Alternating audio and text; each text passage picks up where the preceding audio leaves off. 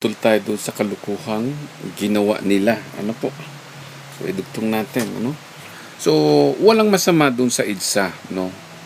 Dahil dapat lang naman talaga napatalsikin yung masamang tao sa gobyerno. No? So, ano nga ba ang ginawa ni Marcos sa loob ng 20 years na panunungkulan? Di ba? Gumawa siya ng mga monumento niya, gumawa siya ng mga landmarks, gumawa siya ng kalsada na nakapangalan sa Maharlika o yung mga national parks na nakapangalan kay Imelda o kung kanino man na pangalan, ano, dyan sa kalsada na may trace of ancestry sa province of China dito sa bayan ng Pilipinas, ano. So yung bayan ng Pilipinas, doon tayo nagkaluko-luko, ano, kasi yung mga anak bayan, ano, ay pinanganak dito noong June 12, 1898 sa First Republic ni Emilio Aguinaldo. Yan yung mga nanggaganso at yan, palit-palitan lang sila sa gobyerno. Okay? So, ngayon, nandito sila sa Pilipinas para gawing talagang province ng China ang bayan ng Pilipinas, ano. Kaya ang bayan kong Pilipinas, lupain ng ginto't bulaklak. So ganun yan. Pero pang isa dyan, nung dumating si Xi Jinping, di ba? Ano ba yung kantang yun? Bayang ko, binihag ka, nasadlak sa dusa. Yun nga ba yun? Yun yung panahon na ikunumpara si Duterte kay Dr. Jose Rizal. Ano, so, hanapin nga natin yung movie na yun para makita natin.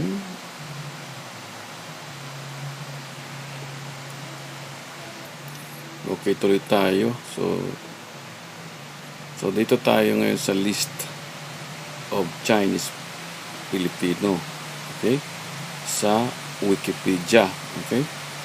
So dito natin, kaya ang Chinese ay naging Filipino ay dahil kay Dr. Jose Rizal.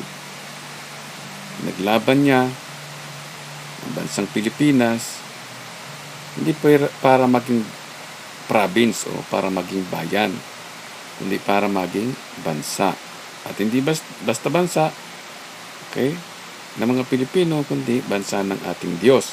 Pero iba ang pagkakaintindi ng mga ipinanganak ng bayan noong June 12, 1898 hanggang ngayon dito sa Pilipinas. Ang pagkakaalam nila, ang pangalang Pilipinas ay ibinigay lamang. So bakit naging Pilipino si Dr. Jose Rizal? Kung ibinigay lamang, hindi dapat niya tatanggapin yung pangalang Pilipino o ipagtatanggol ang Pilipinas. Kasi pag sinabing Pilipino ka, sa Pilipinas ka pinanganak, hindi sa dugo ng dayuhan. Okay, so ayaw tanggapin ng mga inchik na si Jose Rizal ay native na Pilipino. Kaya marami sa mga writers, sa mga historians, lalo na sa China o mga inchik dito sa Pilipinas, ayaw nilang paniwalaan na si Dr. Jose Rizal ay makabansa. Ang gusto nila, hindi, anak yan ng bayan, makabayan yan. So ang nagsalita ng bayan na kauna-unahan ay nung June 12, 1898, itong si Emilio Aguinaldo. Pero yan, na-implement yan noong 1962. Okay, so May 12, 1962 at may pakana niyan ay si Diosdado Macapagal, yung tatay ni Gloria Arroyo. So ganun yan. So talagang merong motibo sila na huwag ipakilala ang Pilipinas bilang bansa, kundi bayan lang. Kaya yung sasabihin nitong si Xiao Chua na merong interest ang Amerikano, hindi totoo yun. Ang unang nagka-interest bago dumating ang Kastila ay mga inchik. Okay? Itong sila Emilio Aguinaldo dahil sila yung nauna rito kaysa sa Amerikano. At siya ay katiwala ng Espanyol, ano? So, ngayon itong si Xiao Chua ay pumapapil, ano? At pinakikialman pati ang Amerikano na kaya daw nagkaroon ng monumento ay dahil sa may interest ang Amerikano. Actually, walang interest ang Amerikano. Nabasa lang ng Amerikano yung Mi Ultimo Adios. Okay? So, yung Mi Ultimo Adios, binasa ni Henry Allen Cooper. O Cooper, no? So, yun ay isang US representative na siya ang tumayo sa United States Congress noong 1902 upang ipakilala kung ano ang Pilipino, ano ang Pilipinas, nasaan ang Pilipinas, no? Sino tayo, sino ang mga Pilipino sa katauhan ni Dr. Jose Rizal. So na kay Dr. Jose Rizal ang lahat ng pagkakakilanlan ng isang tunay na Pilipino. At yan ay ang ating tinatalakay ngayon, ano? So dumako tayo ngayon dito sa Chinese Filipino, balik tayo, no? So galing sila sa China, sa province ng China, at pumunta sila sa bayan, no? Considering na hindi ito bansa, kumbaga sakyan na lang natin yung kanilang gusto, no? So dito sila sa bayan ng Pilipinas ipinanganak. At galit sila sa Amerikano at galit sila sa Pilipino dahil inaangkin si Rizal. So ganun ang nangyayari. Kaya mapansin natin lahat ng Chinese Filipino na politicians na lumalabas dito sa Wikipedia, sa listahang ito, merong silang interest lagi na magkaroon ng political position para mabago nila ang kasaysayan ng Pilipinas sa habang panahon. Magpapalit-palit lang sila hanggang sa maging tulad tayo ng Tibet, no? Ganyang kagahaman itong mga inchik, no? So hindi totoong may interest ang Amerikano. Kung may interest ang Amerikano, kung may interest talaga, hindi tayo pinalaya. Okay? So yung movie na yan ipapakita natin, ano? So unang-una, sige, hanapin natin yung sinabi ni Xiao Chua, ano? Si Xiao Chua, okay, wala pa siyang picture dito, di pa nila napapalabas, ano? So balikan natin. Okay, ito si Xiao Chua, no? Tingnan natin yung sinasabi nitong Chinese na to. Kung kayo ay pupunta sa Maynila at nais nyo ng ebidensya na kayo ay nanggaling dito, ay magpapakuha kayo ng larawan dito sa Rizal Monument. Ito po ang pinaka-landmark natin ng Pilipinas sa mundo. Ito ang pinakasikat nating mohon o bantayog. Ito po isang national cultural treasure, isang national historical landmark. Ito po ay gumugunita sa pagkabayani ni God Dr. Jose Rizal. Ang sinasabi ng iba na naging national hero natin dahil sa mga Amerikano. Well, hindi po totoo yun sapagkat mahal na ng mga Pilipino si Jose Rizal bago pa sila dumating. Subalit, nang sila ay dumating, ginamit nila si Jose Rizal para sa kanilang mga interes. Subalit, nang sila ay dumating, ginamit nila si Jose Rizal para sa kanilang mga interes. Okay, nakita nyo na. Sabi ni Xiao Chua, ginamit daw ng Amerikano si Dr. Jose Rizal para sa sariling interest. Okay? Si Dr. Jose Rizal mismo ang kukontra dito sa bakulaw na inchik na to, ano? So papakita natin na ang mga Amerikano ay walang interest kahit sa mga black people na sinasabi nila o mga itim. Okay, so hanapin natin, ano? Tingnan natin doon sa dito, no? Makikita natin dito sa Brainy Code yung sinalita ni Dr. Jose Rizal tungkol diyan sa mga Amerikano o diyan sa mga puti o sa sinasabi nating European or England or British, no? So dito, ito yung mga quotes ni Dr. Jose Rizal na sinabi niya noong 1896, ano? Ayun, no? Makita nyo, mayroon pang date, ano? Mula nung June 19, 1861 to 30, 1896, ano? Kasi tinuturuan din siya ng literatura ng nanay niya. Ano, kung ano ang Pilipino, sino sila, saan tayo naroon, at yung tumatak sa isip niya. Sino mang mga magulang ang magtuturo ng mali. Okay, so, kung may mga magulang na lumabas na bago, at sinasabing kamag-anak sila ni Dr. C. Rizal, at mali, lisya ang sinasabi tungkol sa itinuro ng magulang ni Dr. C. Rizal kay Rizal o tinuro ni Rizal sa mga Pilipino, ang ibig sabihin niya ay hindi ang kultura ng Pilipino na magsinungaling. Okay, so itong lahat ng mga sinasabi ni Dr. C. Rizal ay hindi naman tungkol sa Amerikano o tungkol sa Inchik, no? Walang sinasabi dito na may kalaban siyang tao, ano, na kaibigan ng Pilipinas, ano. So ang magiging kalaban lang dito ni Dr. C. Rizal ay yung mga mamamatay tao at sinungaling. So yung nakalagay yun sa paragraph 13, ano. So dito basahin natin, ano. Okay, so sinasaad dito niya tungkol sa Amerikano. Tingnan natin yung sinasabi nitong si Spongklong na ginagamit. Siya ang gumagamit kay Rizal. Actually si Xiao Chua, ano? Hindi yung Amerikano. Kasi dito pinatutunayan ni Dr. C. Rizal na ang mga Amerikano na ang root ay galing diyan sa England. Ano, kasi ang Amerikano ay mga English yan, ano, anak yan ng England. Okay, so pag nakita niya dito, ang sabi ni Dr. C. Rizal, ano, perhaps the great American Republic, whose interests lie in the Pacific and who has no hand in a spoliation of Africa, may someday dream of foreign possession, no?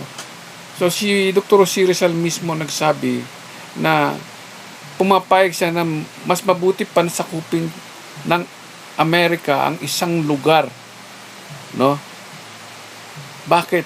So anong interest ng Amerika o ni Dr. C. Rizal para ipasakop? For example, halimbawa, yung lugar na terorista. Okay? Aba, ay hindi ba ayaw mo ng terorista? Ang Amerikano ayaw din ng terorista. Okay, so ang gusto ni Dr. C. Rizal, abay mas buti pa sakupin mo kami kung kami ay pinapatay na. So, yun ang nasa isip niya. Kasi wala naman tayo, maliit na bansa tayo. Okay, so yun ang ibig sabihin noon. Pero hindi niya sinabi, uy, sakupin tayo ng China kasi may interest nga itong sila Emilio Aguinaldo. O sakupin tayo ng Spain. Sinakop nga tayo ng Spain. Ano ang ginawa? Di ba? So hindi nangarap si Dr. Rizal na magtagal pa ang pananakop ng Spain. Kaya ang sabi niya, magkaroon tayo ng kalayaan. At kung tayo tutulungan ng Amerika, unang England, tulungan tayo. Yun ang ibig sabihin niya. So, siyempre pagkat tumulong ang Amerikano ang England, magbubuwis ng buhay yan. So natural lamang na bilang kabayaran natin mga Pilipino sa pagbubuwis ng buhay nila, walang problema sa ating manatili sila, kumain sila, o subuan natin, o kahit damitan pa natin sila, para lang sa kalayaan. Yun ang ibig sabihin ni Dr. C. Rizal. So anong ginawa nito mga Inchik? Hindi tayo dinamitan, ninakawan pa tayo ng teritoryo, ninakawan pa tayo ng pagkatao, na hindi ginawa kailanman ng Amerikano, unang England, na nakawan ang identity ang ibang bansa. So dyan may mali itong si Inchik, si Bakulaw, ano? So sabihin natin si Bakulaw kasi kasama yun sa Mandilin lang na gumagawa ng mali-maling istorya. Okay, so punta tayo doon sa ituloy natin yung panglilin lang niya, ano? Nitong may Inchik na may interest. Okay, balik tayo doon sa sinasabi nitong Inchik na si Xiao Chua. Okay? Kaya naman, Sila po nagpa-contest ng disenyo para sa pambansang monumento kay Jose Rizal. Ang mga entries po ay dumating mula sa iba't ibang panig ng mundo. Nanalo po ang isang Italiano, subalit hindi natapos ang kanyang obra. Ito po ay binigay sa second place winner na mula sa Switzerland, si Dr. Richard Kisling. At ito pong monumentong ito ay nanggaling pa at ginawa sa Switzerland, kaya marahil siya ay naka-overcoat. Nakakatuwang isipin na yan po ay sinakay sa barko, dinala dito sa Maynila. Ang pagbabayad po ng monumentong ito ay tinustusan ng mamamayang Pilipino. Ito po ay regalo ng Pilipino sa kanilang tinuturing na pinakadakilang bayani at isa sa mga ama ng kanilang bansa. Noong December 30, 1912, sa pook na ito inilibing ang mga buto ni God Dr. Jose Rizal. Isang taon nang lilipas, itatayo dito ang monumento ni Jose Rizal. Ang monumento po ni Jose Rizal ay mayroon po kanyang rebulto na gawa sa bronze at mayroon pong obelisk na mayroong tatlong bituin na nagpapakita po ng tatlong pagkakahati ng ating bansa, Luzon, Visayas at Mindanao. Nakapaligid po sa monumento ang mga rebulto na kumakatawan sa La Madre Filipina o ang Inang Bayan, sa edukasyon at sa pag-unlad o progreso. Doon, may sinasabi siyang mali. Ano sinasabi niya? Kanina, bansa daw natin. Pero para sa kanya kaisipan, inang bayan niya. Hindi pwedeng maging bayan ito, inang bansa ng Pilipino. Okay? Hindi pwedeng maging inang bayan ng mga inchik ito na galing sa province. Kasi silang nasa isip, immigrant si Dr. Jose Rizal pumunta dito sa Pilipinas sa bayan ng ancestors ng China. So gusto nilang baakin yung history at kunin si Jose Rizal sa atin kasama ang Pilipinas. Dahil gusto nila, inheritance nila ang Pilipinas. Okay, kaya hindi nila matanggap, nagsiselo sila sa Amerikano dahil ang Amerikano ang nag-liberate sa atin, hindi si Emilio Aguinaldo. Kaya hindi totoo na dapat magkaroon tayo ng kalayaan sa pamamagitan ni Emilio Aguinaldo. Si Emilio Aguinaldo ang nagwasak sa pagkatao at birth of origin o patrimony ng Pilipino. Dahil ayaw ni Emilio Aguinaldo o ng mga anak bayan ng province of China dito sa Pilipinas na makita natin ang ating bansa na dito tayo nagmula. At doon may mali itong mga witchcraft historians na ito ng inchik dyan sa Pujian. Kasi ang mga Chua, mag-anak nga ni Lucio Tanyan, mga yan galing sa yung maiikling pangalan na yan, the largest population of China overseas ay yung mga Pujian. Sila yung gumawa ng mga Chinatown at dito nang galing sa Pilipinas ang Chinatown. At yan nagpapakalat mga Chinatown na yan sa iba't ibang panig ng mundo na ang Pilipinas ay bayan at kumukontra sila lagi dito sa IDCA at sa presence of American forces para ipagtanggol ng Amerika uli sa panghuling pagkakataon o kung sa susunod pagkakataon palayain tayo, hindi tayo makapagsarili kasi ang mga Pilipino nililin lang nito mga inchik tungkol sa pagkakakilanlan ng identity nila. Kaya dapat hindi natin pabayaan na mawala ang kasaysayan natin. Kasi pag nawala ang ating kasaysayan, mawawala ang ating pagkatao at sila ang papatong sa ating kaluluwa na magre-represent kung sino tayo. Yun ang mali. Dapat ipakilala natin sa mga inchik na yan, na manggagansyo, na tayo ay mas marunong sa kanila. Tayo ay mas may alam sa kanila sa kasaysayan dito sa sarili nating lupa. Lupain ng Diyos. Ang bantayog po na ito ay kayamanan ng ating bansa at ito po ang sentro ng Rizal Park, Luneta. At ito rin po ang puso. So, dalawang halo niya, di ba? Hinahalo niya. Kayamanan ng ating bansa. Kasi ang iniisip niyang bansa, yung China. Pero ang bayan niya, Pilipinas. Ganun po yan. Ganun niya binabaak-baak ang salita. Ganyan nahahati ang kaisipan ng mga inchik. Kaya nagkakaroon ng kalituhan. Bayan nila ito, mamaya sabihin niya ating bansa. Kasi ang sinasabi niyang bansa, yung pinanggalingan nga ni Rizal. So ganun po yan. So wag po tayong malito, ano? ng ating bansa.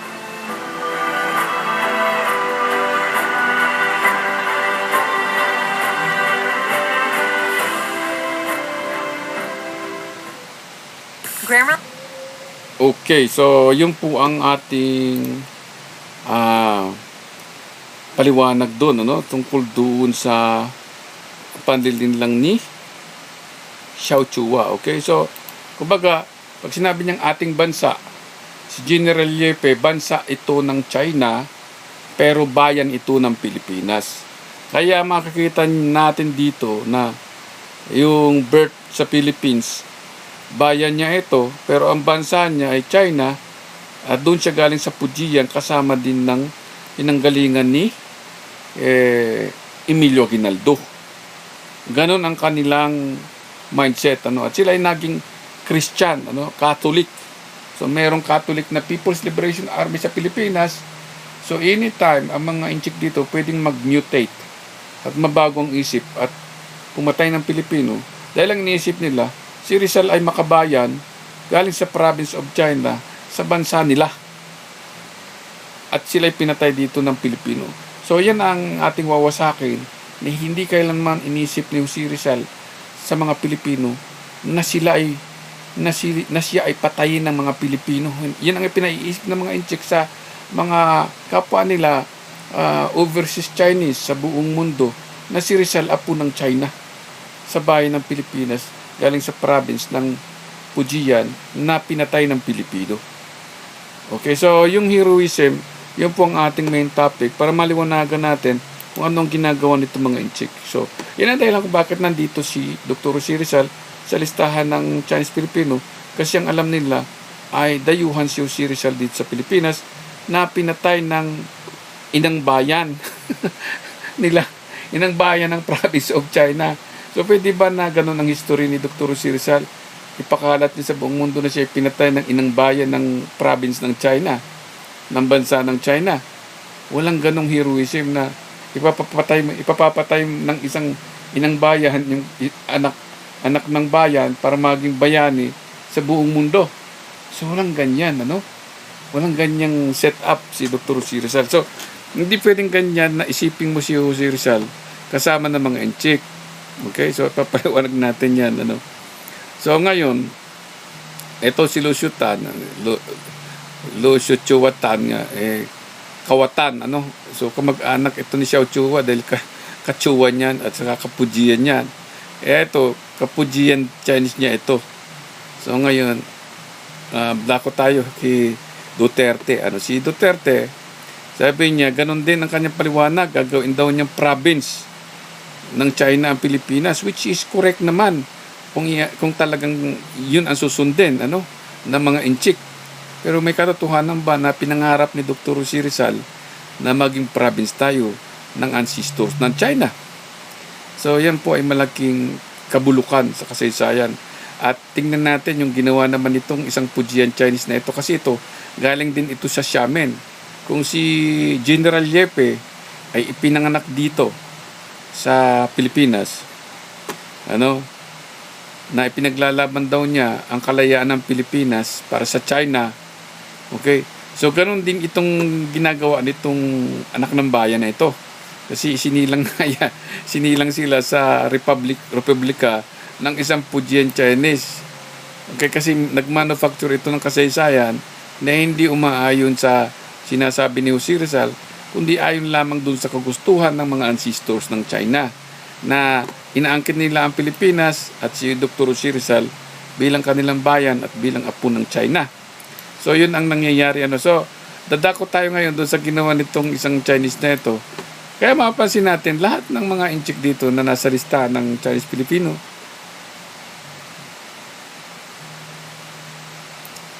ay naging tagapagsalaysay ng kwento ni Emilio Aguinaldo. Kaya kasi ang salitang Emilio Aguinaldo, yung Aguinaldo, ibibigay ko sa iyo o sa province niya ang Pilipinas. Aguinaldo Kasi yan, gumagawa-gawa lang sila ng mga apelyido nila kasi sila yung nasa gobyerno ng panahon. Ikaw si Aguinaldo, ha? Ganun yan. So ngayon, bako tayo kay Duterte, ano? So si Duterte, in-invite nga niya itong si Xi Jinping. At si Xi Jinping, taga Fujian din siya. Dahil bakit? Ex-governor siya ng Fujian province. Yan si Xi Jinping, bago naging presidente. At dyan din galing sa Xiamen.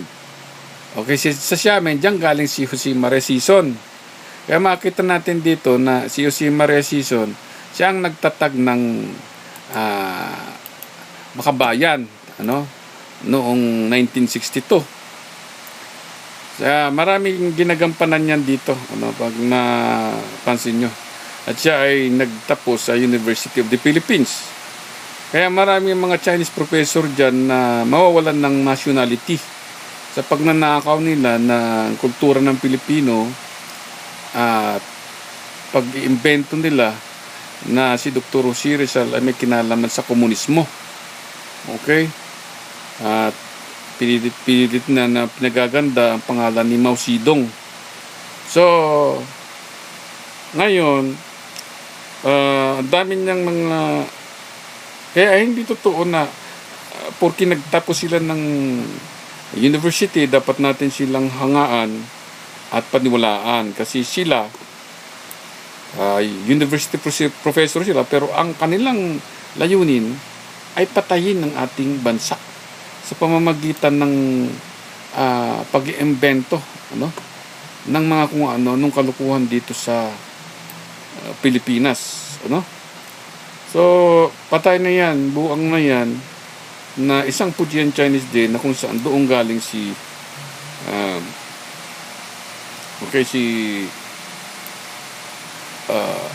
Xi Jinping, sin pa itong si General Jepe, si Duterte, no? At galing din dyan si Emilio Aguinaldo, pating itong si Pawa, ano? O si Ignacio Pawa. So lahat ng mga may monumento sa Pilipinas ay isiniris nila kay Dr. Jose Rizal. So akala naman ito pa nga ito ay pwedeng pikiin ang kasaysayan ni Dr. Jose Rizal at gumawa sila ng panibagong revolusyon, ano? So ganun ang nangyari. So kung ano nung kalukuhan na ginawa nitong mga estudyanteng inchik nato, no? So ngayon, pag tiningnan natin dito, yung search mo natin yung bayan, ano? Ang bayan ko, o yung sinasabing Communist Party of the Philippines. Okay na ito. Okay, yan, ang bayan, ano?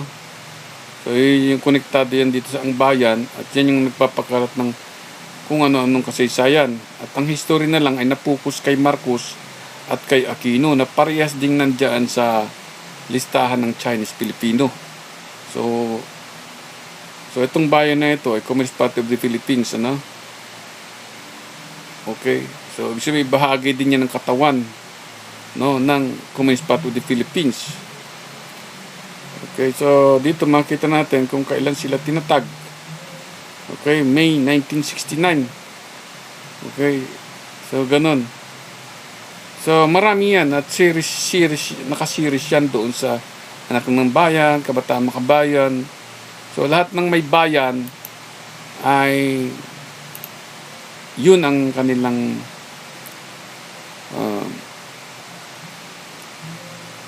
punto na ito'y inang bayan nila. Ano? So ganun. So balik tayo doon sa kay Mr. Rodrigo Roa Duterte na kabarkada ng kapwa niya Fujian Chinese na si Xi Jinping, ano? So may movie din yan dito. Eto. So nung dumayo dito si Xi Jinping noong 2018, pakinggan natin, ano? Sa bayani ng Pilipinas at apo ng China, si Dr. Jose Rizal unang nagbigay-pugay si Chinese President Xi Jinping sa pagbisita niya sa Maynila. Galing ng Fujian, China ang mga ninuno ni Rizal. Si Xi naman, dating gobernador ng Fujian. Sabi ni Xi, simbolo si Rizal ng magandang ugnayan ng piting gobernador ng Fujian niya sa Maynila. Galing ng Fujian, China ang mga ninuno ni Rizal. Si Xi naman, dating gobernador ng Fujian. Sabi ni Xi, Simbolo si Rizal ng magandang ugnayan ng Pilipinas at China. Bitbit ni Xi ang alaala ni Rizal hanggang pagtapak niya sa Malacanang.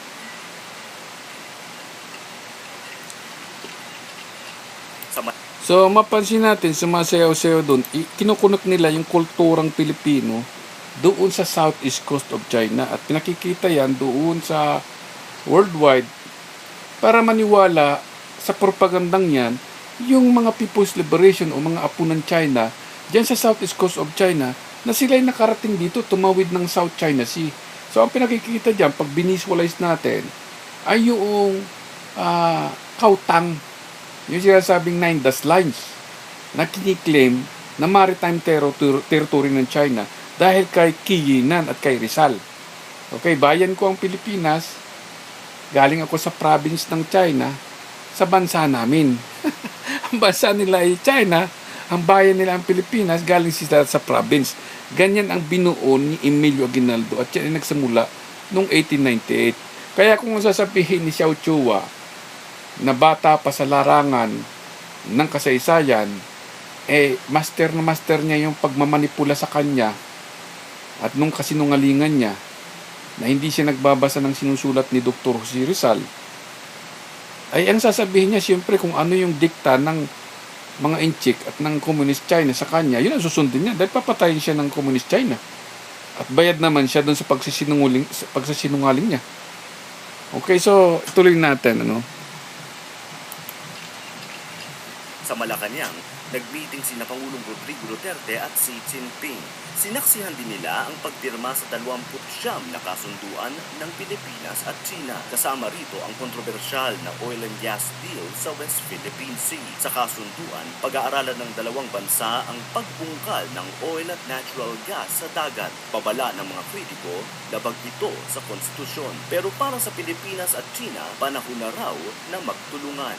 There is a deepening trust and confidence of governments and a greatly increased dialogue and interaction on many levels. China and the Philippines have a lot of common interests in the South China Sea.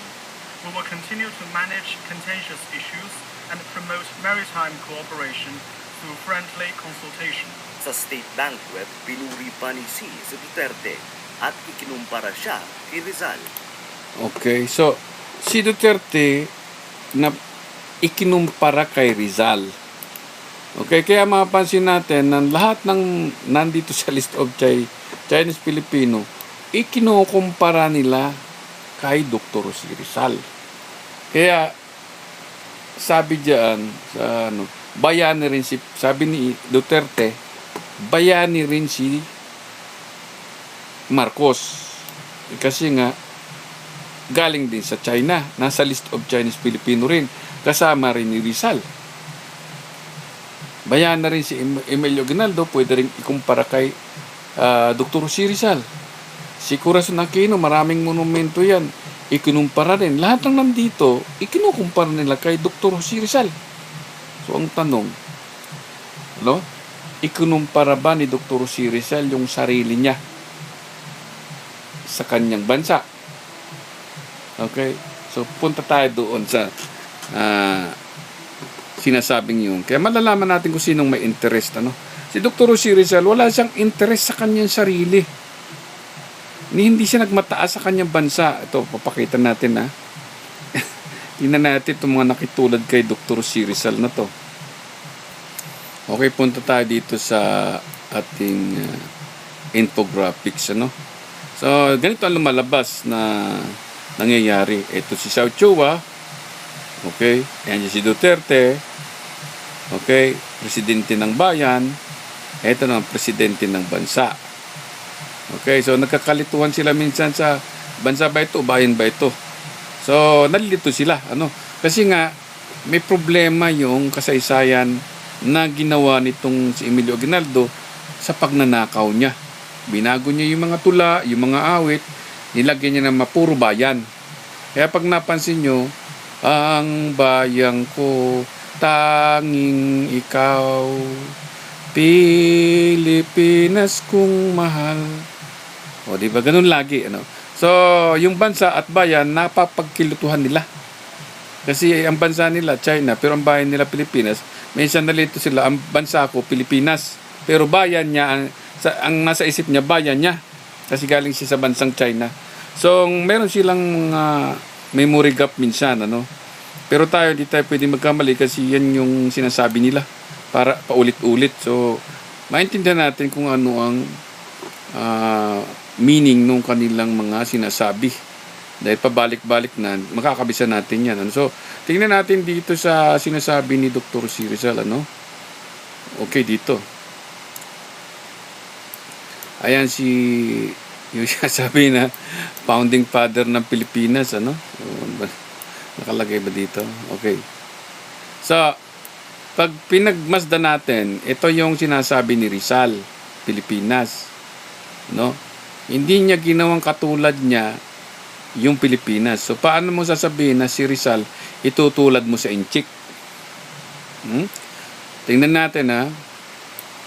Hindi mo pwedeng ihalin tulad si Dr. Jose Rizal sa mga Inchik o sa kapwa ninyo tao na walang alam sa kasaysayan. Ano? Pwede mong tularan si Dr. Jose Rizal sa ginawa niya, pero hindi mo pwedeng itulad si Dr. Jose Rizal sa kapwa mo tao kung ang kapwa-tao mo ay mangmang sa kaalaman kung sino at ano ang pinaliliwanag ni Dr. Jose Rizal. Okay, katulad nito, halimbawa, sinabi ni Jose Rizal, ibinibigay ko sa iyo ang aking buhay. Sinusuko ko sa iyo ang aking buhay. Okay? So, hindi niya ito sinuko sa Inchik. Sinuko niya sa bansa niya. At hindi rin niya isinuko ito sa bayan. Okay? O, di ba? Kasi dito, isinuko niya ang buhay ni Dr. Jose Rizal, ang buhay niya sa bansa niya, hindi doon sa bayan. Kasi itong bayang Magiliw, falsified copy ito ng Mi Ultimo a Diyos. Okay, dako to tayo doon sa isang national anthem, no? Na niloko tayo nitong si Emilio Ginaldo, ano? Tingnan natin kung inhilin tulad ni Dr. Jose Rizal yung kanyang sarili sa ancestors ng China. Okay? Ito yung original ng national anthem natin, ano? So ito, copy of December 1896, Mi Ultimo a Diyos. Ito po yon. 1, 2, 3, 4, 5, 6, 7, 8, 9, 10, 11, 12, 13, 14, 14 paragraphs yan. Okay, ito yung paragraph 11, ito yung paragraph 12, 13, 14, ano? So, pagka ito'y binasa nyo, yung 14 paragraphs na yan, at sinamarize nyo, lalabas na ito ay ang totoong patriotic prayers. Kasi nakikita nyo dito, nagdadasal si Dr. Jose Rizal. Okay? Humihingi siya ng panalangin sa ating Diyos para sa final redemption. Ibig sabihin, yung magliligtas lamang sa atin, sarili, ay hindi si Rizal, kundi yung Diyos. Kaya nanghingi siya ng panalangin. Kasi hindi niya bibigkasin itong 14 paragraph na ito ay para sa kanya. Kasi sinasabi dito, para sa bansa niya, at para sa ating Diyos at para sa mga Pilipino.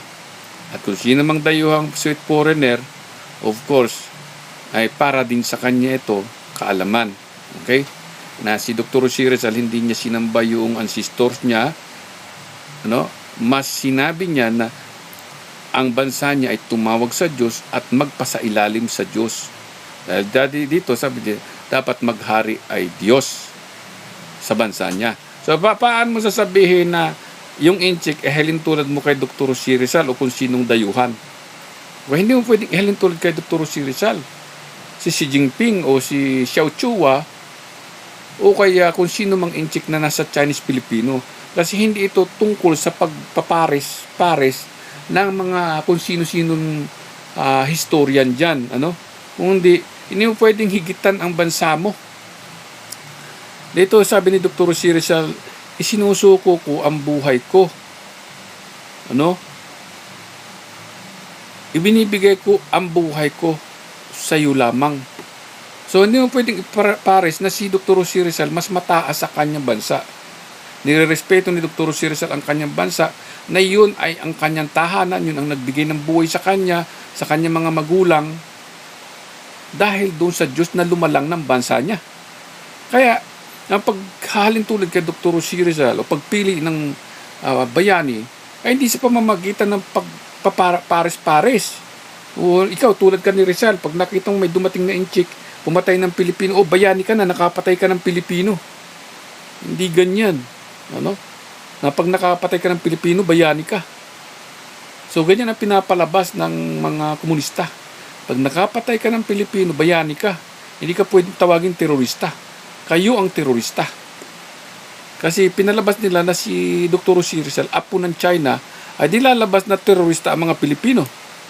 So, walang Rizal na pumatay at ginamit ang kanyang buhay laban sa mga Pilipino. Ang sinasabi ni Dr. Jose Rizal dito, sabi niya, yung iba na nagbigay ng buhay at nakipagpatayan, doon sa kapatagan o kung saan man, kabundukan, ay hindi dahil sa lulo ng ancestors o sa komunistang kautusan na sinasabi niya. Hindi sila inutusan ang ancestors ng China na pumatay. No? Dahil ang sinasabi ni Dr. Jose Rizal, ang buhay nila ay binibigay nila, nakikipaglaban sila, hindi para sa inchik o para sa mga dayuhan. No, hindi dito para sa sweet foreigner na ito, kundi para sa bansa. Hindi para sa bayan, hindi rin para sa bayan. Kaya ito, may mali itong ginawa itong Fujian Chinese na ito na terorista.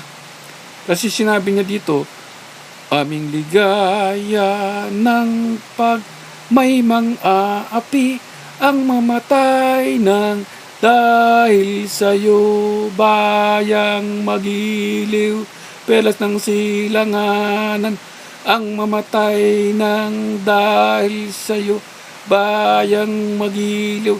So mamamatay lang ang bawat inchik para sa bayan nila dahil galing sila sa province ng China. Yun ang bansa nila. Yun ang terorismo.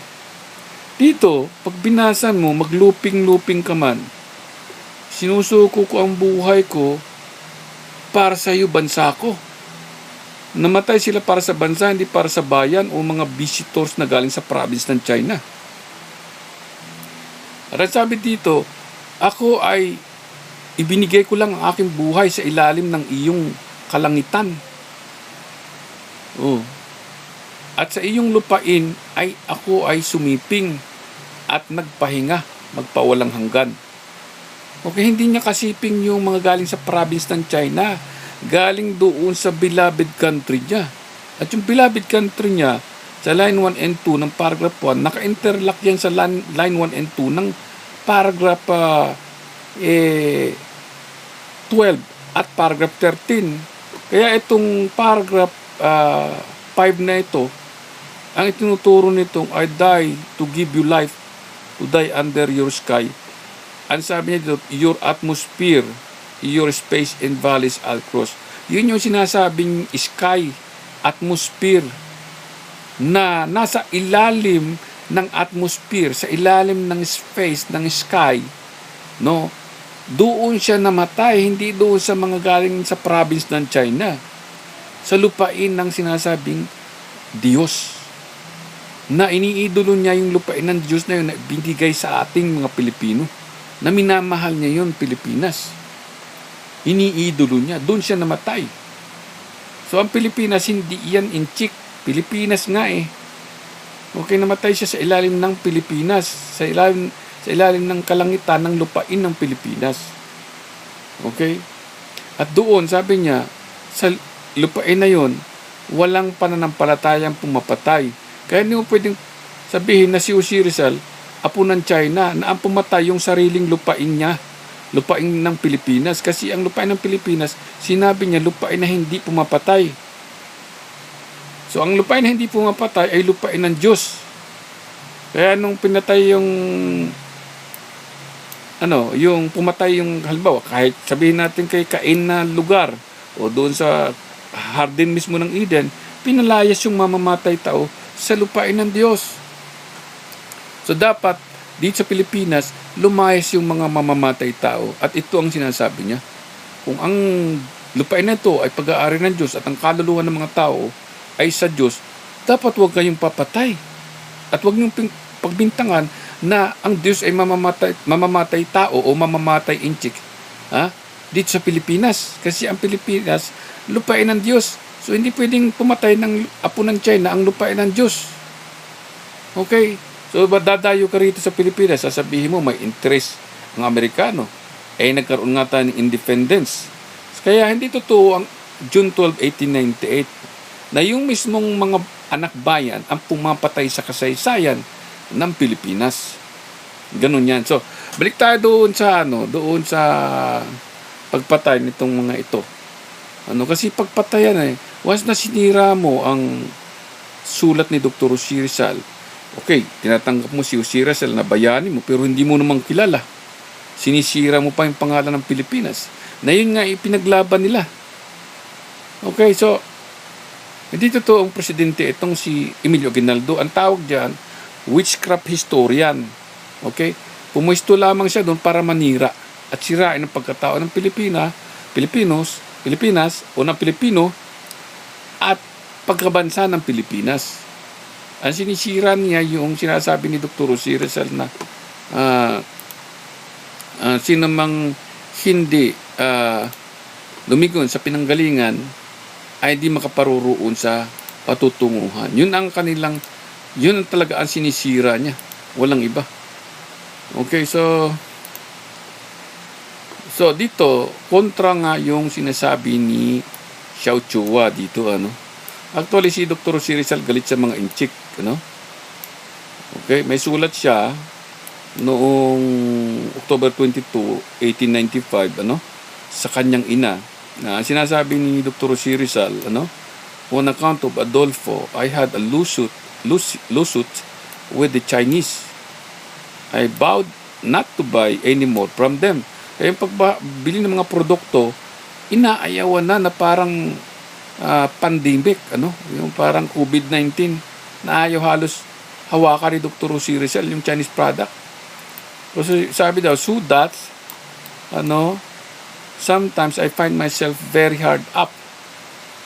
Now we have almost neither dishes nor tumblers. A year earlier, Rizal had written his friend, Austrian scholar Ferdinand Blumentritt, describing that how he organized a farmers cooperative, yung sinasabing land reform program ni Marcos, while in exile in Dapitan. Kaya pag napansin mo, itong mga nakikitulad kay Dr. Jose Rizal, kunwari na-exile din sila. Di ba si Ninoy Aquino? Kunwari na-exile sa Amerika. Ginaya din yan ni nitong si Marcos, na-exile din kunwari doon sa Honolulu. Itong sino ito? Emilio Aguinaldo, na-exile din dyan sa Hong Kong. Ganyan ang ginagawa nila. Ginagaya nila si Dr. Jose Rizal. Hindi naman pwede nilang iparis yung sarili nila doon dahil si Jose Rizal, kahit sa bansang Pilipinas, hindi niya ipinaris yung sarili niya. So sila, pinaparis nila kay Dr. Jose Rizal, yung mga ginagawa ni Dr. Jose Rizal, nangyari kay Dr. Jose Rizal, hindi naman tumutugma. So dito, kalaban niya yung mga inchik, karibal sa negosyo. Ganyan ang nangyari. So, ngayon, ito ang nangyari na. Si Dr. Jose Rizal ay sumulat hindi para sa kalayaan ng Amerikano o kalayaan ng British o kalayaan ng Spain o kalayaan ng mga anak ng bayan na galing sa province. Maliwanag na sinasabi ni Dr. Jose Rizal na sa una pa lang, pag binasa natin, na ang mga bayan o anak ng bayan ay mga terorista. So, sabing bayan, yun yung pinanganak na hawak nilang gobyerno nung panahon ng Kastila na hinawakan nila nung after na nitong sabihin natin, assuming na 1954, after Battle of Yultong. Kasi nung after Battle of Yultong, ay itong nandito ba ito? Okay, yung ito to. Ramon Magsaysay, Si Ramon Magsaysay, ito, inorganize niya ang Chinese Filipino. Yun na yung pinakikita natin kanina. Na nandun lahat ng mga Chinese businessman. Okay, at ito yung logo